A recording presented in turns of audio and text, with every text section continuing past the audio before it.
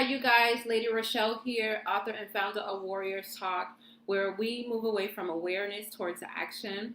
This is 31 days of breast cancer awareness facts in recognition of Breast Cancer Awareness Month. And we are on day 22. So I have been giving you, we're on day 23 actually.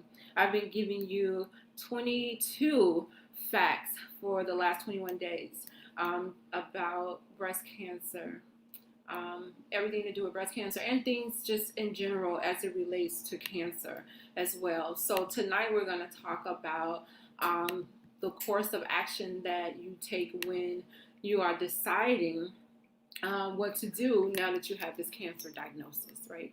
So a lot of people, when they get the diagnosis, they wonder, okay, where do I go from here? What do I need to do? And so we're going to talk about what are some things that you can do, what course of action that you can take. So we are on day 23, and the fact for tonight is deciding your course of action. So I'm going to give you 10 course of actions that you can take when you are thinking about what to do now that you have a cancer diagnosis and you have talked to the doctor about what type of cancer you have, and you have gotten all of the particulars on your cancer, and now you're deciding, okay, where do I go from here? What is the next step that I take? So you've met with the medical team and they have given you all the facts that you need. So the first course of action that you need to do is to decide how much you want to know. How much do you want to know, first of all, about, your treatment options, about going in details about the cancer, like mine was stage 2, grade B, the size of the tumor, 2.5. Like, do you want to know all of the particulars of the cancer and the treatment? And then if you do, then you need to let your doctor know, hey, I want to know everything, every step of the way. I want to be included on the information. Or you can tell your doctor, you can appoint whoever is going to be coming to the doctor with you and say, hey, just give the particulars to this person, and then they'll communicate it to me. You may not want to know everything. You may not want to know every step that the doctor is taking. So if you are that person that don't want to know, then you tell the doctor exactly how much, and then, or you designate a person for the doctor to give the information to. So the second course of action that you can take after you have received your cancer diagnosis and you're trying to contemplate exactly what to do for treatment. So decide how you want to make your treatment decision. Like, do you want to be at the forefront of, okay, what are we doing? Am I doing X, Y, Z? Or do you just want the doctor to say, okay, you're going to do 16 rounds of chemo and you're going to do 33 rounds of radiation? Do you want to go into detail as to what's going to be happening, what type of chemo you're going to have, which you should know, so you'll know what type of side effects that come with that chemo? But do you want to be like in the details of your treatment to figure out everything that's going on? Again, some people don't want to do that. So you have to decide, how much is it that you want to know, moving forward in your treatment. And again, let your doctor know what it is that you want. So the third thing that you can do after you have received the cancer diagnosis and you like, what am I supposed to do? Well, have realistic expectations. So when you've talked to your doctor and you guys have decided what type of treatment that you're going to have, be realistic. Ask the doctor, okay, what should I expect from this treatment? What is it, is this treatment going to do to me? How fast do you think the treatment is going to work? And how often have you used this treatment? But be realistic in, what you should expect, what type of benefits you're going to get from this treatment. Remember, communicate, your preferences to your doctor. Don't be afraid to, open your mouth and say, hey, nah, I don't think that that's going to work well for me. Or, just communicate what it is that you're looking for, in, the type of treatment that you're going to get, so that the doctor both of y'all can be on board with what you're trying to do. So the fourth thing that you can do is to keep the focus on you. A lot of time when people see us, they see the cancer before they see us, right? When they associate you with cancer, so as soon as they see you, the first thing popping in their head is cancer, right? And you don't want the focus to be just on that cancer, but you want to try to keep some of that focus on you, to where you're taking care of yourself, and you're not just, you're all into, oh God, I can't believe that I have this cancer, I'm feeling so depressed, and everything is about the cancer and nothing is about you.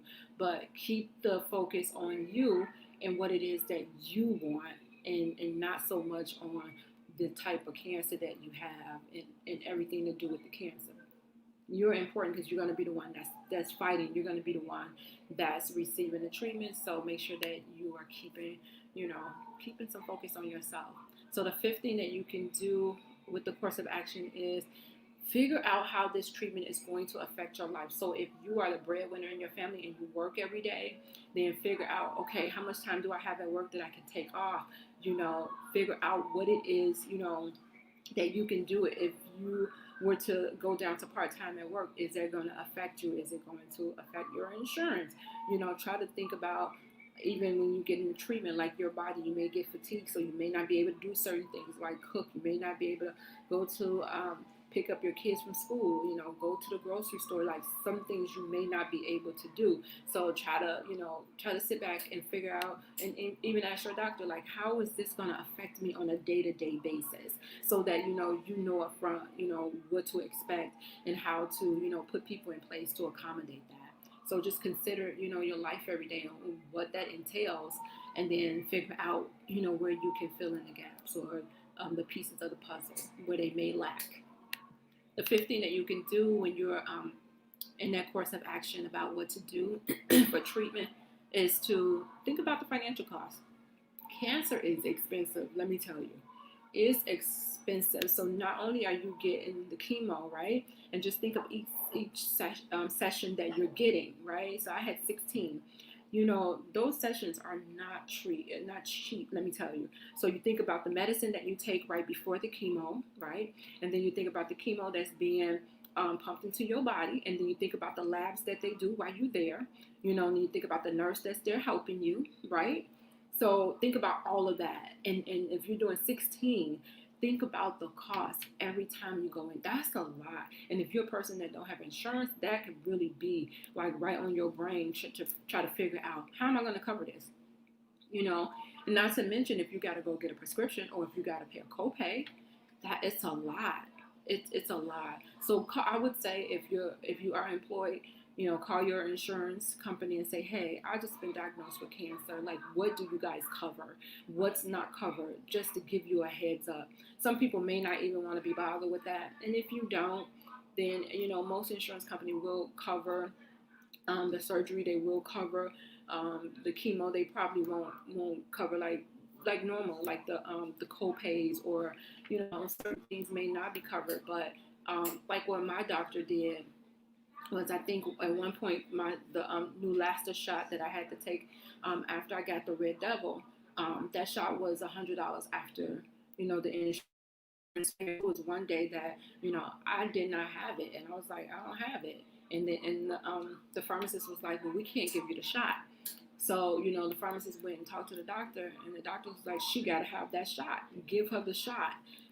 So, and there are companies out here that will help you financially to connect the dots. You can type in the internet. You could type in cancer care, and you can look up under there, or type in cancer financial support.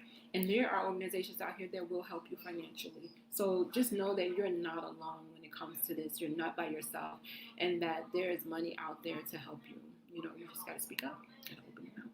So number 7 is speak up when you don't understand, right? I just said speak up. Speak up when you don't understand something. So if your doctor is telling you something and then you looking like you in a fog, and that's why you always bring somebody with you, or that's why you always record it, or that's why you always write your questions down before you get there, so that you won't leave there feeling like, what just happened? So make sure that if it's something that you don't understand, you ask your doctor to clarify it. You ask your doctor, you say, hey, I don't understand. Can you slow down? Can you use some words that I would understand? And don't be afraid to do that.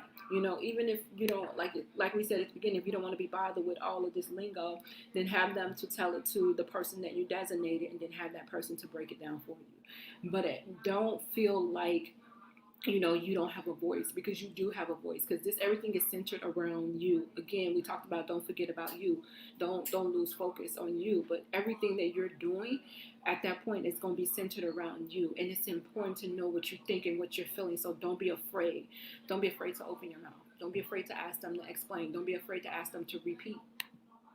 So the eighth thing that you can do when you are in your course of action for deciding what type of treatment you're going to take is to take your time. Don't feel like you're in such a rush. You got that cancer diagnosis on Friday, and then next Friday you're in treatment. No, it doesn't work like that. It doesn't.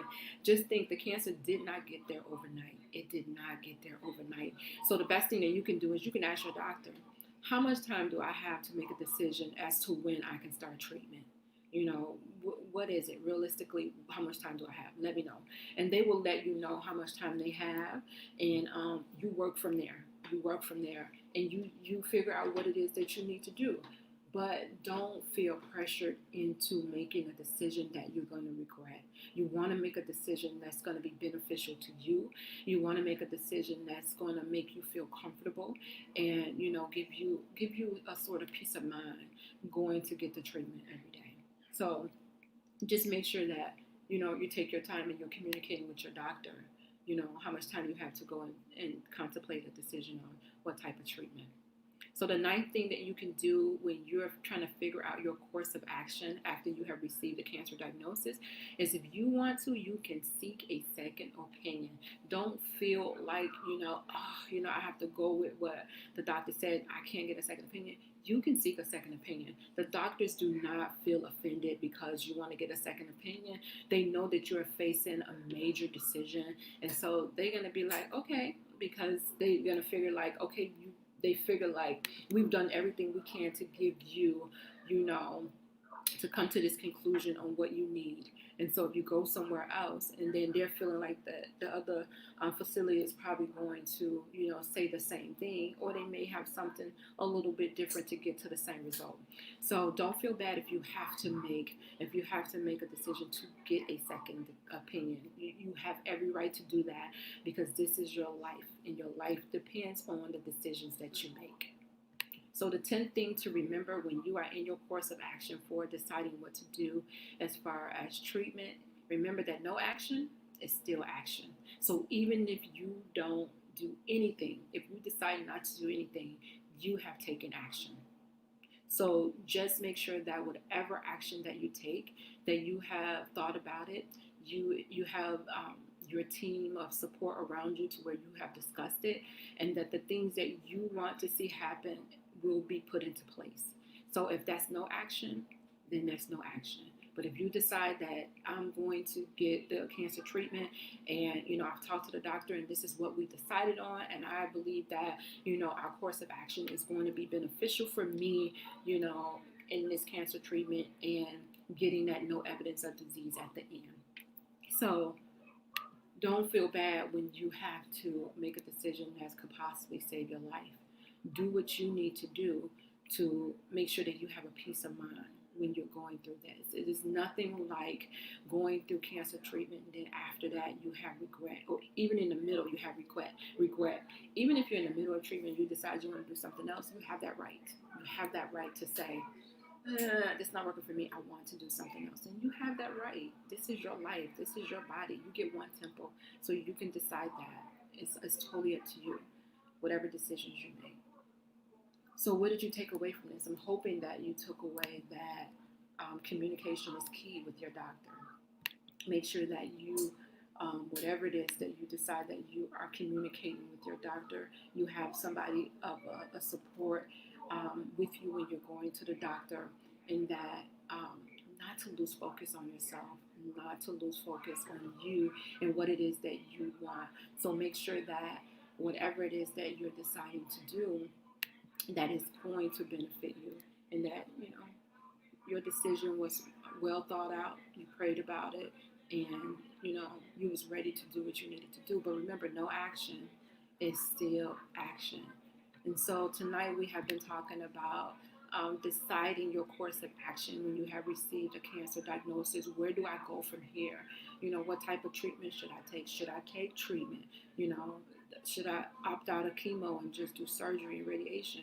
You have that right to decide whatever it is that you want to do, because ultimately you're going to be living with the benefits or the results of whatever you decide. So this is the 31 Days of Breast Cancer Awareness Facts in recognition of Breast Cancer Awareness Month. And we are on day 23, which the title for tonight, or the fact for tonight, is Deciding Your Course of Action. So remember, you have the right to decide what it is that you want to do when it comes to your cancer diagnosis. Your decision is important. Your preferences are important. Communicate with your doctor about what it is that you want to do. And remember, no action is still action. This is author and founder Lady Rochelle of Warriors Talk, where we are changing lives one warrior at a time.